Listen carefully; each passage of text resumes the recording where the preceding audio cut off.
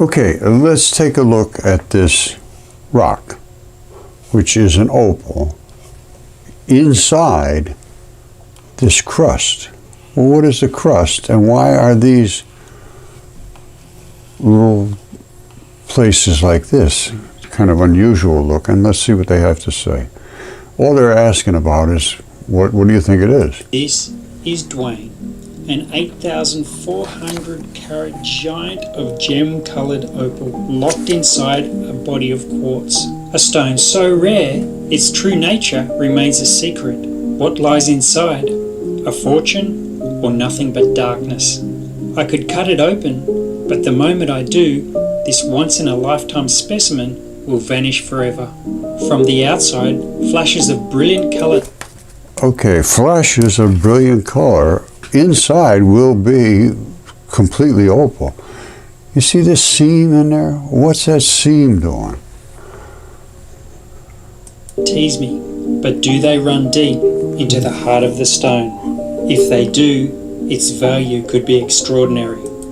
Well, that, my friends, is a heart. And those little those little valves are the heart valves. And inside is packed with blood, because that's what hearts are. They're packed with blood. I'll show you another one that's an opal. It transitioned in a little bit different way, but pretty close.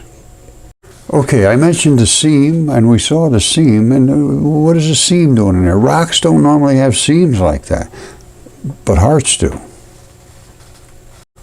All right, this is basically what that guy was showing, that huge heart with a lot of opal in it. Now, this is a heart that was cut across. These are the ventricle walls. These are the heartstrings. This little coloration here, these different colors, are transition metals, which are in blood. He was showing this here, and some of it had this around the edge of it, because it's coated with fascia around the outside, the muscle. But inside is the blood. The blood is what turns all the different colors. This heart was laying this way. This side was down, because the metals are a little heavier than the plasma. The plasma drifted to the top. The metals drifted to the bottom. All of these different colors are different transition metals, which have stabilized with other products that were in the heart or tissue that's in the heart, and become solid, and they call them opals. See these? These are the transition metals, and there's a lot more of them than this, and they can have all kinds of different colors, and they are fabulous looking. And the transition metals are what you see when you see these different little spots, these different little colors. Those were in the blood, and they have to find a place to become stable, and they find a way of attaching to something that forms stability.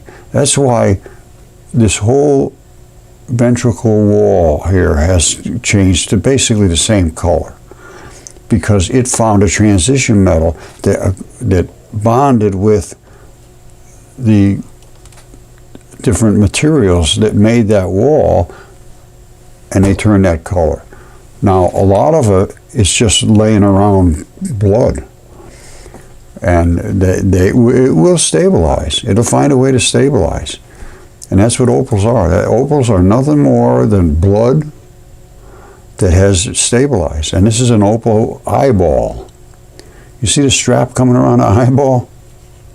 That's an eyeball. All opals are from biology. They're not just rocks laying in the ground. They're biological things that have turned into opal.